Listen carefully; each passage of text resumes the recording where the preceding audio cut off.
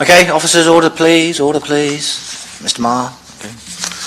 Okay, welcome everybody. I'll go through the usual script first of all. I'm Councillor Jason Zackley, Cabinet Member for Safety in the Community, and I'll be chairing this meeting. So housekeeping rules first of all. If the continuous fire alarm sounds, please evacuate the room and public gallery by the stairwells. Do not attempt to use the lifts.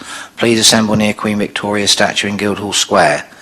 In order to comply with the Guildhall Trust fire marshal regulations, anyone who signed in at the Guildhall reception desk should sign out when leaving the building at the end of today's meeting.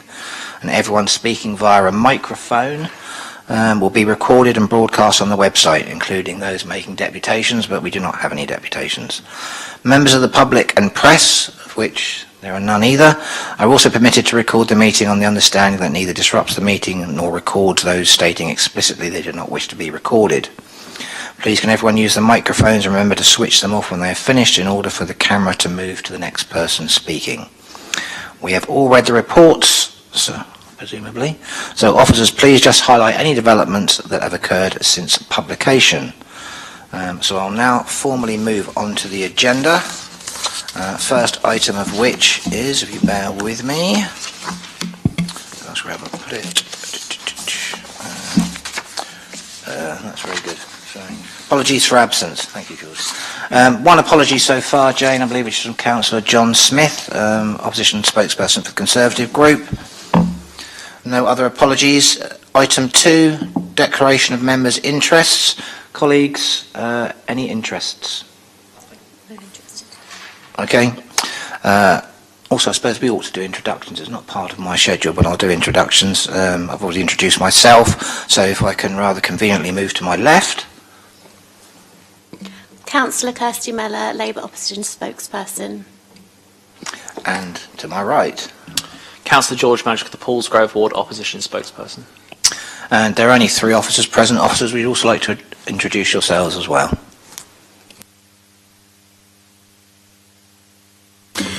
Bruce Marr, Head of Partnership and Planning, Children, Families and Education. Edward Skinner, Regulatory Services Lead. Steve Bell, Regulatory Services Lead. Jane Didino, Local Democracy Officer. Okay, that's introductions done. Thank you, everybody. Moving on. This is a relatively short agenda today, so the meeting may not take too long, but obviously there are items that we do need to conclude today. Item 3 on the agenda is additional funding to support the victims of domestic abuse. Bruce, I believe you're leading on this item. Can I pass across to you? Thank you. Just to do a brief intro. Thank you, Chair. Yeah, this is additional funding identified by Cabinet of £28,000 to support victims of domestic abuse for 1 year.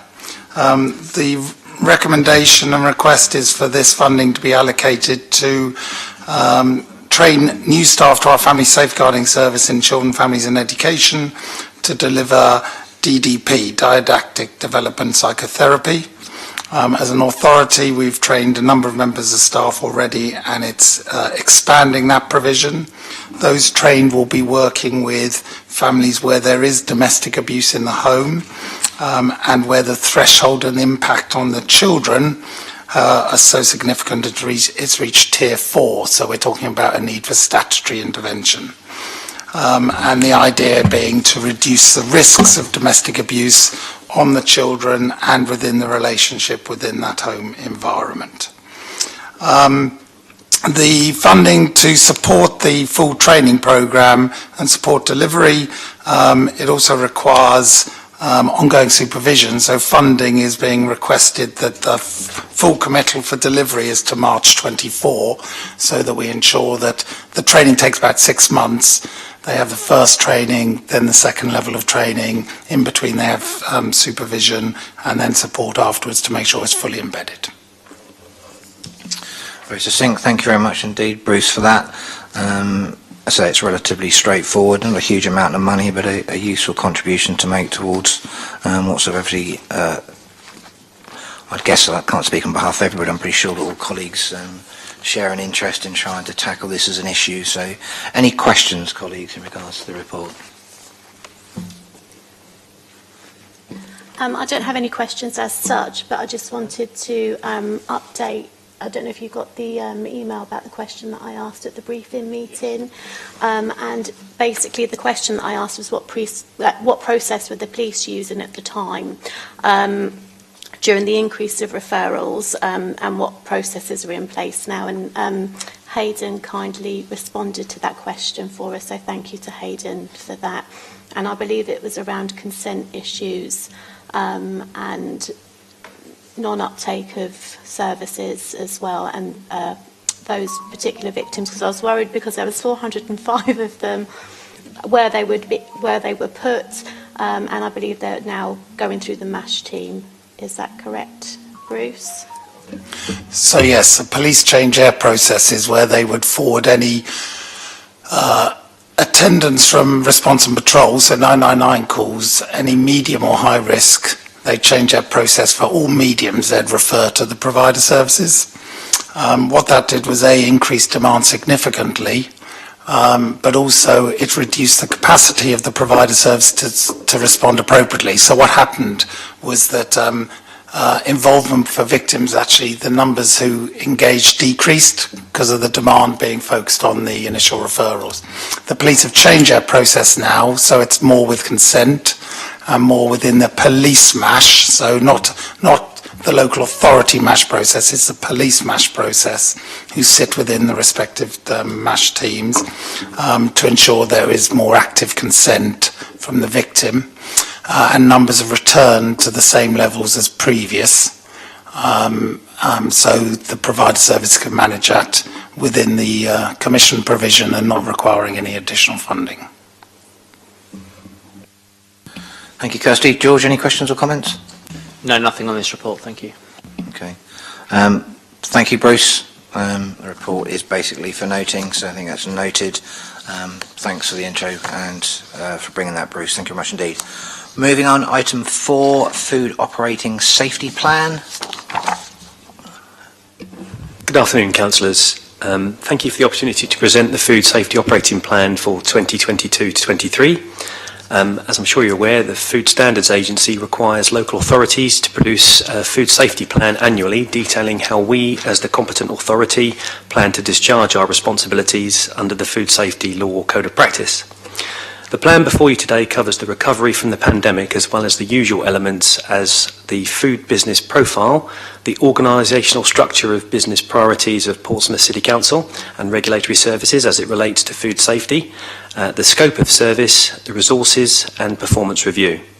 And of course the overall aim of the plan is to ensure food in any business setting is safe. We currently achieve this by education and enforcement, inspections which are risk-based, sampling for both micro and chemical, and preventing the spread of infectious foodborne diseases. We also deliver these functions at Portsmouth Port via our Port Health Authority, which also is under our regulatory services wing, although some of those facts are delayed at the moment due to the change of direction with regard to port checks, which are being currently rethought nationally. Some facts and figures. Portsmouth has approximately 6,800 businesses, 2,000 of which are food-based. These are mixed across the full spectrum from manufacturer, transport, catering and retail. And the risk profile as of the 31st of March, there were 5 0 rated premises, 37 1 rated, 37 2 rated, 136 rated 3, 265 rated 4 and 1,557 rated 5. And as of the 31st of March, 277 were not yet rated.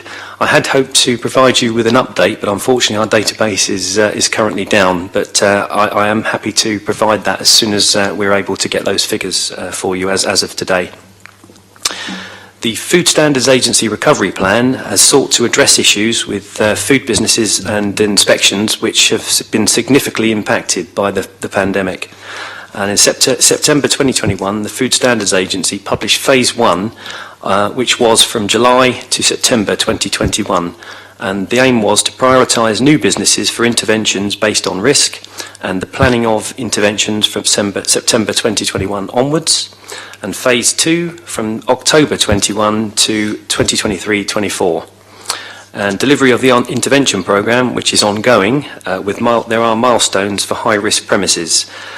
From the latest checks, we've been successful with phase 1 of the plan, and we are working on phase 2 as it's ongoing.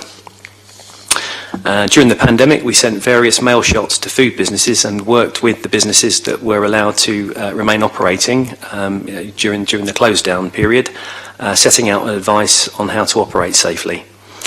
We also work with the UK Health Security Agency on infectious foodborne outbreaks. And as said before, there are currently, our resources are 3 full-time equivalents. That's just, as I say, a brief summary of the plan, and I'm happy to take any questions. Thank you very much. Any questions, colleagues? Nothing further than what I did the other day. No. And nothing further from me. Okay. Yeah, just so many members of the public that are watching, we do hold a pre-briefing prior to coming to the full portfolio meeting, where again, colleagues have the opportunity to ask questions of officers there and then. I think very much as my colleagues have just stated, much the same from me basically. It's a good report. I'm glad the figures overall are fairly favourable. Obviously, if you can update us at some point in the future, that will be useful. I don't suspect any significant change, but it's useful to keep on top of the figures. So thank you very much. The report is for noting, and it is duly noted by me in my position as Cabinet Member. Sorry, in effect, yes. Well, I'm not going to disagree with the recommendation, so I will agree the recommendations as they stand. The recommendation as it stands.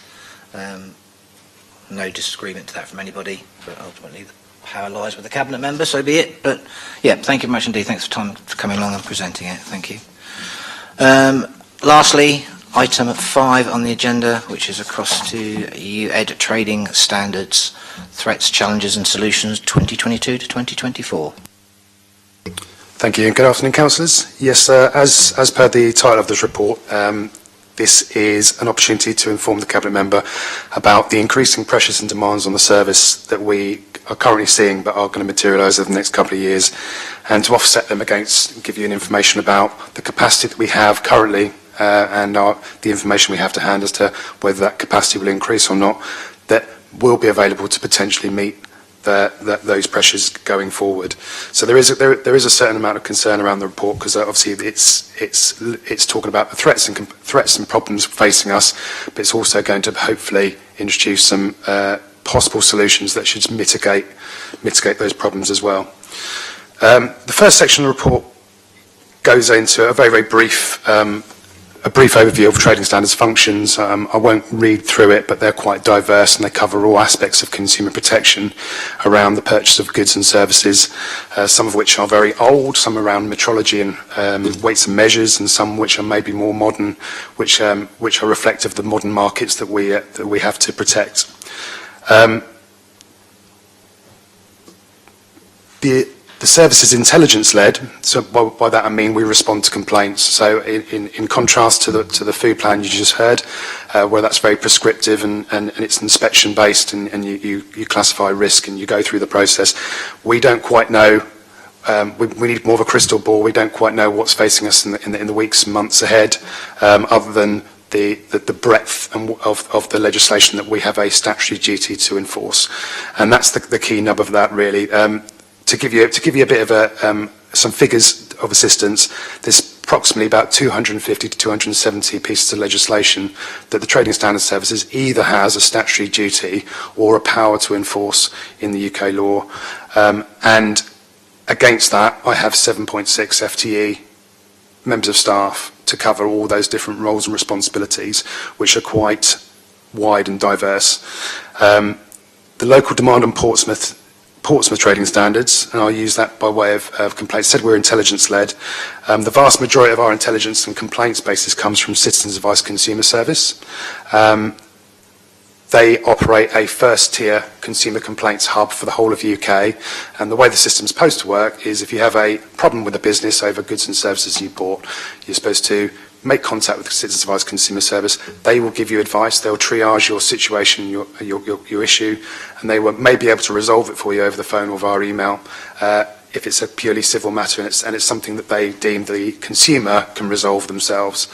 However, unsurprisingly, there are many situations which can't be resolved, and they don't just fall into a civil issue. They may have criminal elements as well, and in those circumstances, the Citizens Advice Service will refer those complaints to the relevant local authority trading standards service, and that will be very much dependent on where the consumer and the business is based and where how that transaction is taken place. So just some numbers then. So the local demand in Portsmouth, we received somewhere between 1,400 complaints via Citizens Advice Consumer Service in both the years 2020 to 21 and 21 to 22. That was a very much suppressed figure because of COVID, and we are seeing in the first quarter of this year a resurgence in those figures. So we are starting to see recovery with over 500 complaints in the first quarter of 2022-2023, and a detriment figure as well, much higher. When I say detriment figure, you are able to conduct some reports through the portal with Citizens Advice to ascertain the level of financial detriment that the aggregate number of complaints comes to. So again, going back to those previous years, we were looking around £2 million local detriment to consumers across the 4 quarters. We're now seeing over 1 million in just the 1 quarter of 2022 to 2023, so quite a large resurgence in detriment figures. So that's where we get most of our local demand on service from, so that's about 95% of it.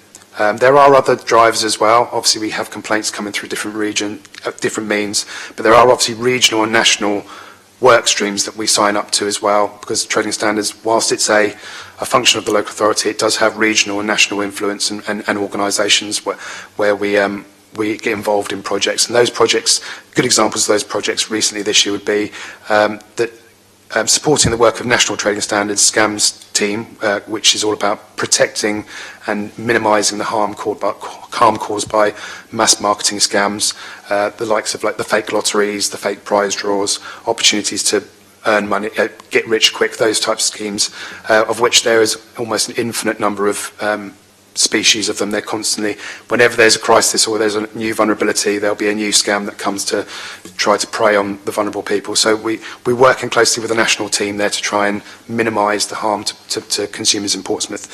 But also other projects around rogue letting agents. That's another a big piece of work that's been ongoing for a while now, because the laws have changed around fees in which letting agents have to make sure they're very transparent, and there's certain things they can't charge for which they used to. Another good example would be trying to minimise the supply of illicit tobacco and illicit alcohol that is, sadly to say, in every area of the country, but certainly Portsmouth has got a problem as well. So we do a lot of work around that. I've included a section on performance in the report at paragraph 6, really for more information. It's a little bit of a double-edged sword to include it. It's interesting if you turn over, there's a table over on page 4 which gives a very high-level summary of some prosecution outcomes over the last year, which I'm proud to say should illustrate some very successful outcomes, and it gives you a bit of an understanding of what type of cases we're taking to court and prosecuting, what type of offenders, and what are the penalties, what are the actual outcomes as well, which hopefully gives some confidence that we are trying our best to provide some protections in those circumstances. When I say it's a double-edged sword, though, prosecutions can be it's a far too oversimplistic way to show it as a measure of performance. By far the most voluminous outcome, it doesn't require prosecution or any enforcement. We were able to resolve issues or seek compliance voluntarily. Of course, there are other enforcement outcomes other than other than prosecutions as well. So I thought I'd just make that abundantly clear. Coming on to section 7, then, the capacity and competencies. This is the nub of this report. This and paragraph 8. So, like I said, we've got 7.6 FTE. And some of those FTE have specialist roles, so they're not necessarily dealing with frontline complaints. For instance, one of those FTE is a solicitor that we've employed to prosecute and case manage some of our work. Another is specifically concerned with and part funded by public health around minimising harm around tobacco and alcohol, certainly in underage sales and the illegal counterfeit versions of those products.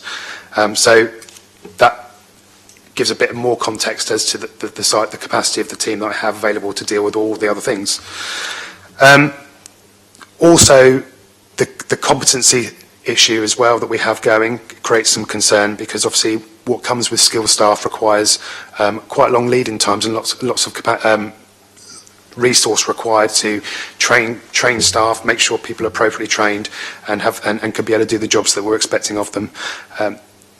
The CTSI, the Chartered Trading Standards Institute survey conducted a couple of years ago, shows some pretty alarming statistics around the competency levels in the profession generally, but also the numbers that are leaving the profession and not being replaced. And we see similar issues here in Portsmouth.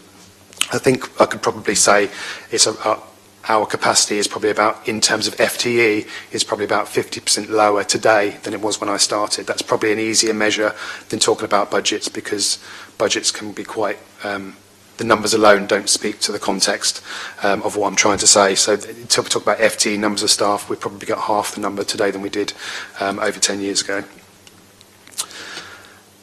So setting that problem against the context of what I think is coming our way, horizon scanning at Section 8. So we've got chronic issues with the criminal justice system at present. You're probably all aware, with barristers going on strike, which is causing backlogs to cases, including ours.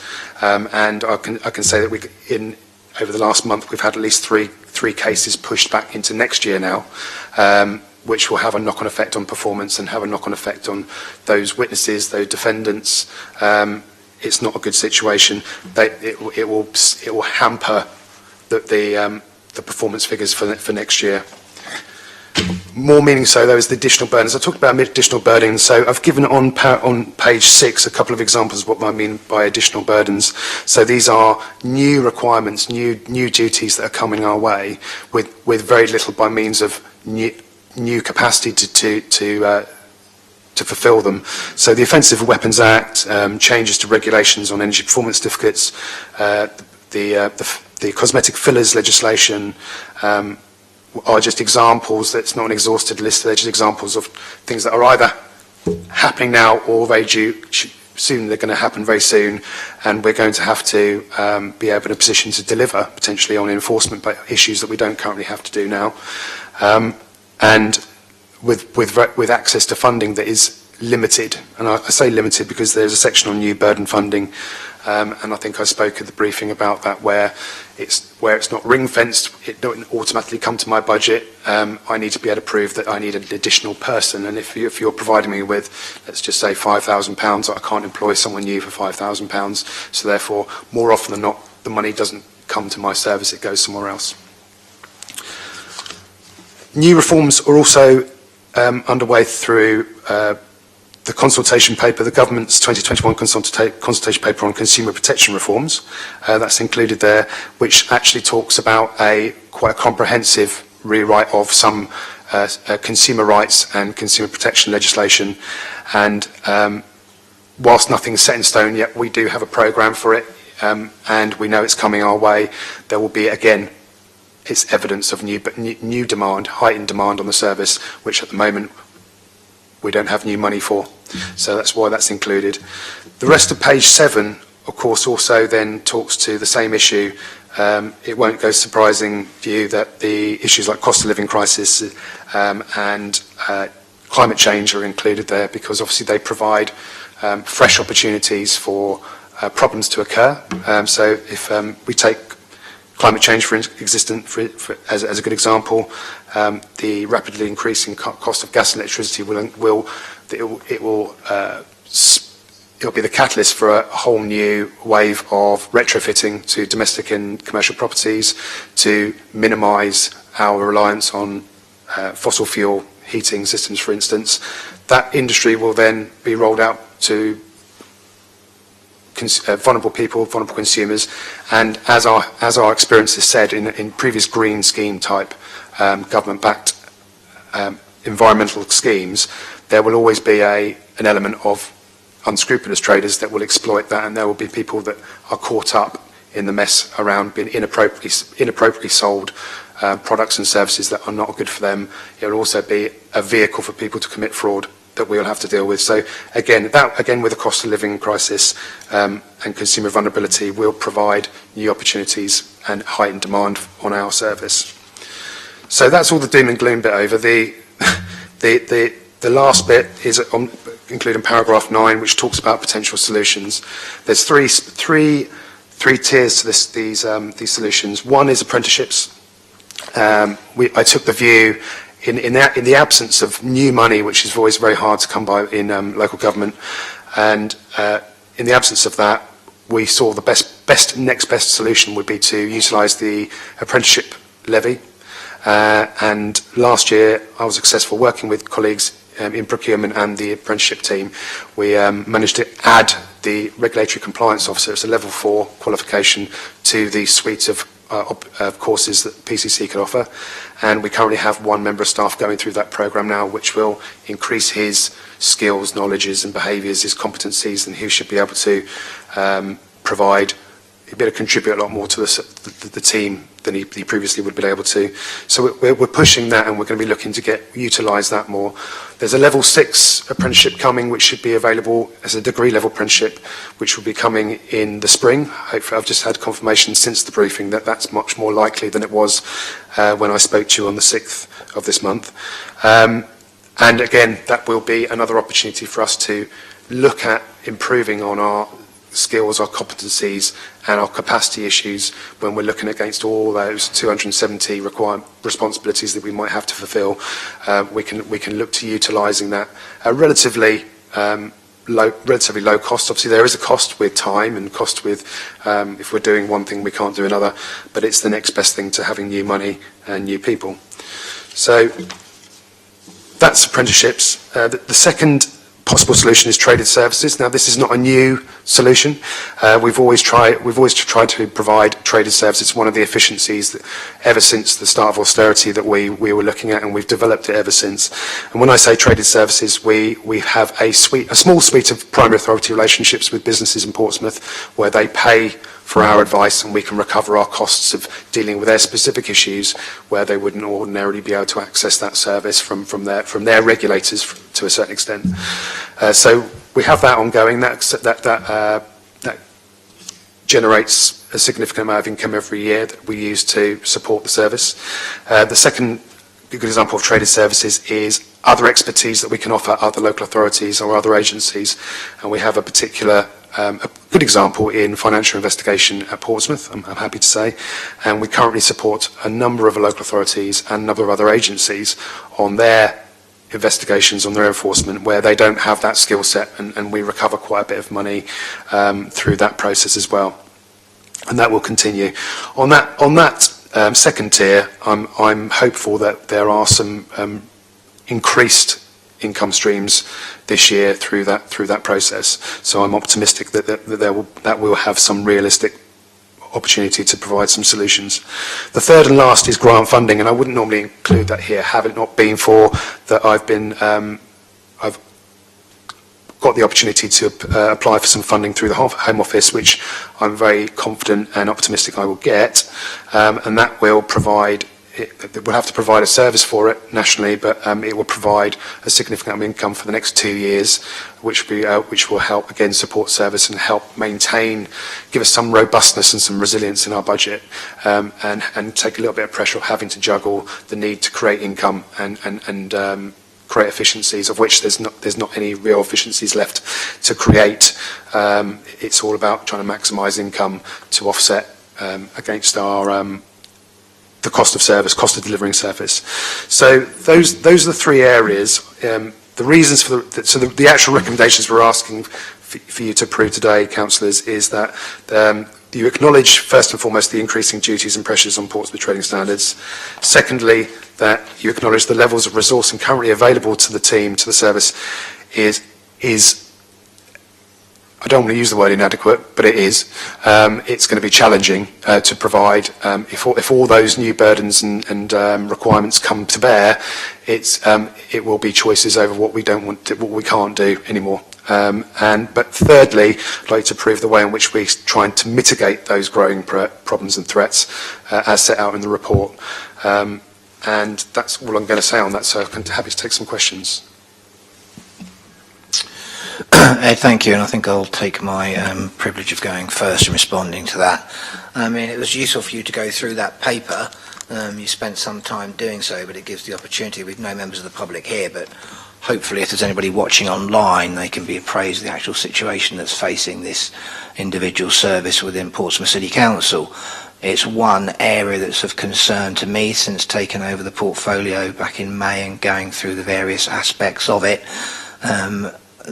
I've asked, well, we've spoken outside of this, and I've asked you to bring a paper to me to bring to my Cabinet colleagues next week, because I am concerned, and that's probably an understatement, there's a daunting workload for you and your colleagues to take on board such a minimal amount of resources dealing with such an exhaustive area.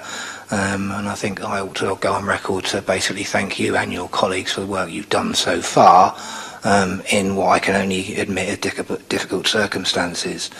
I think it's right for us to publicise any successful prosecutions we get, but that's just a small aspect. And the options that you've given, while at the end trying to be optimistic, I think in reality, Ed, are offering limited or short-term address to what's a much larger problem. So I take it on board, my responsibility as the Cabinet member, to try and get some progress in this, and I hopefully I can bring that to bear with colleagues within Cabinet to realise that this needs some, in my opinion, urgent focus to it. It's one of two papers I've asked to be brought next week, but this one's being discussed sort of here today. Colleagues, any comments from either or questions from Kirsty or George? George, you can go first this time if you've got any. Yeah, just a point of clarification. You said obviously that the chances are you might be faced with a situation where you have to make a choice of things that you prioritise or essentially don't even do. Where does that leave us as a council from a statutory or a legal perspective if we start to drop the ball on certain aspects? I guess that leaves us in a pickle. Yes, I mean, obviously, we're already doing the prioritisation assessments of things we take on. So whenever we consider actually taking complaint through to actually, now this is a live investigation, it's already gone through an objective triage, for want of a better phrase, so it ticks enough boxes to say, yes, this is more worthy than something else. But you're absolutely right.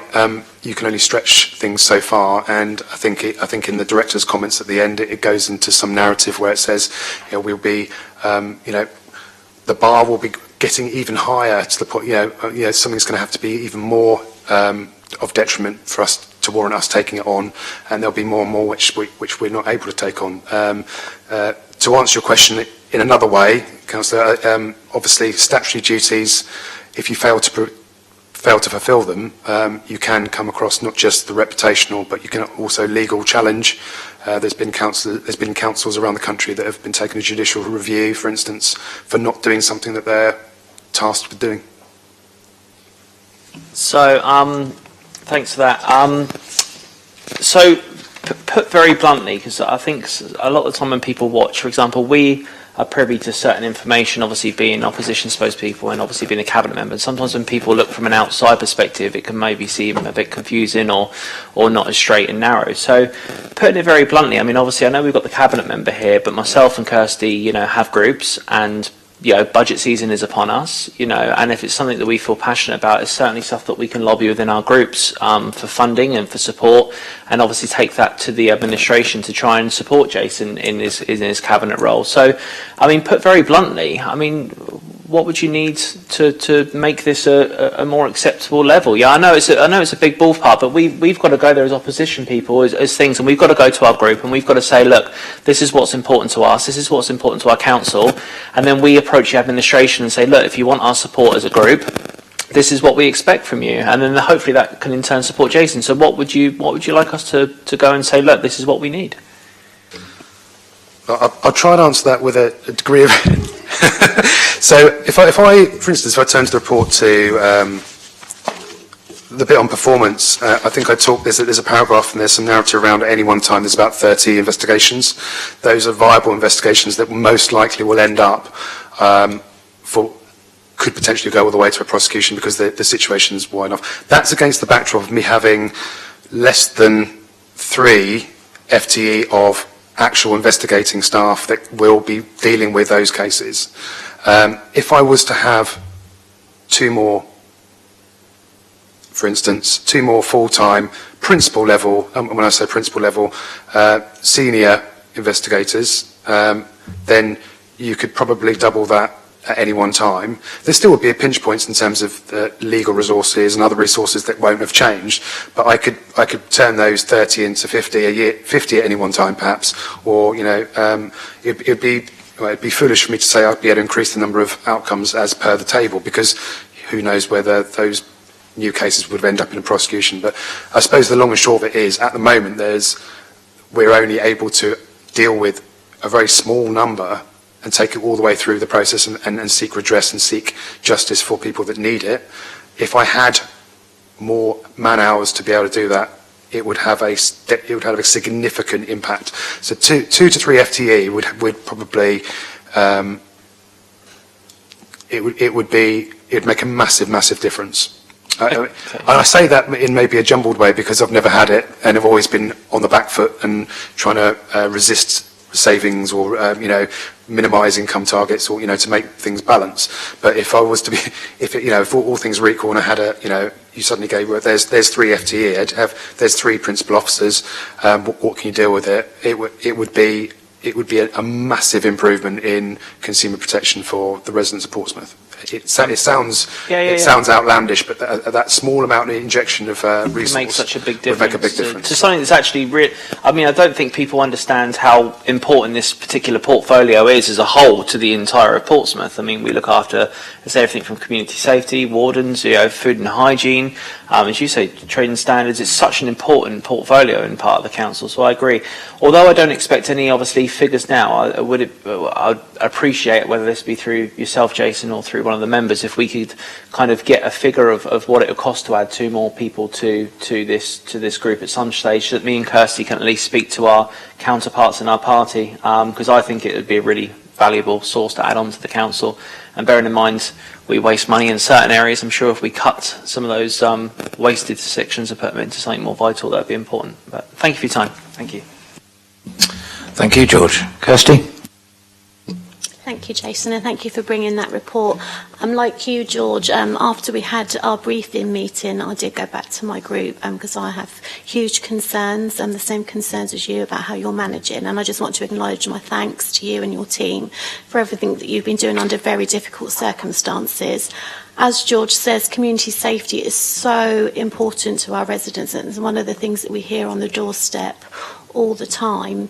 And as George said again, it could be anything from antisocial behaviour to domestic abuse to trading standards. And when we've got safe communities, we've got thriving communities as well. So I think it's really, really important that the Trade and Standards Department is funded properly with staff in order for you to undertake your role effectively and keep Portsmouth safe. So I appreciate Jason taking that to Cabinet, and certainly, George, we will be working with our group about increasing the budget for your service.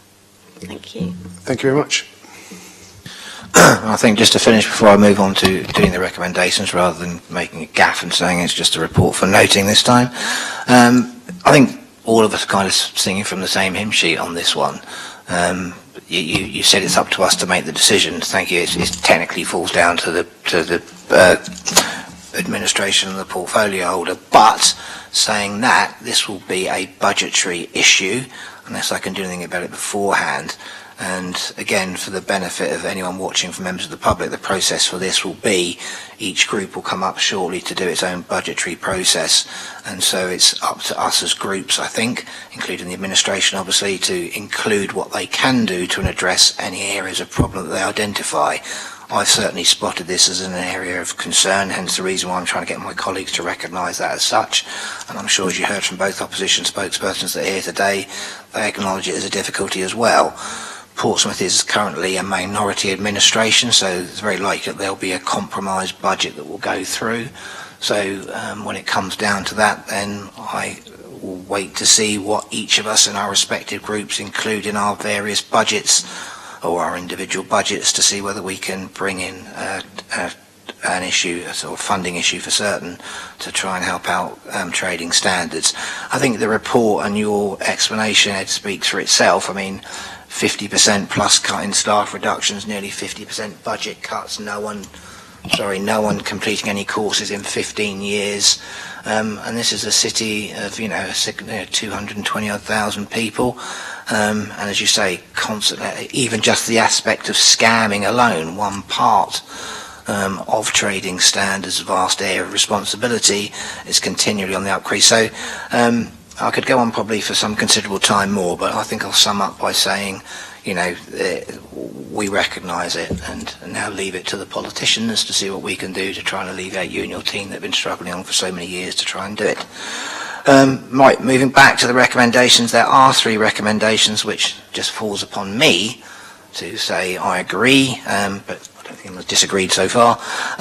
Recommendations 1, 2 and 3, on the paper as it stands. I don't have a gavel, so I should use my pen.